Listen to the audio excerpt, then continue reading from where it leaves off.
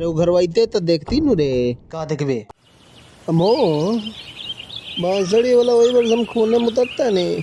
कजली तनी अपन घूंघट हटा दे सारी देखस।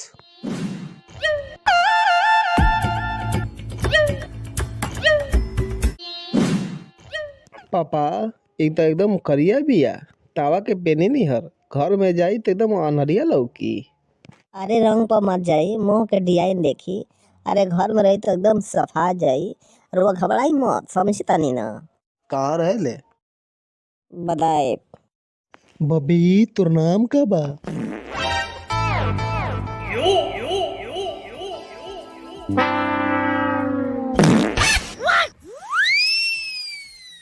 अरे पापा कर गाड़िए में सिलेंसर लगा, चला यहाँ से चलल जा हमने के।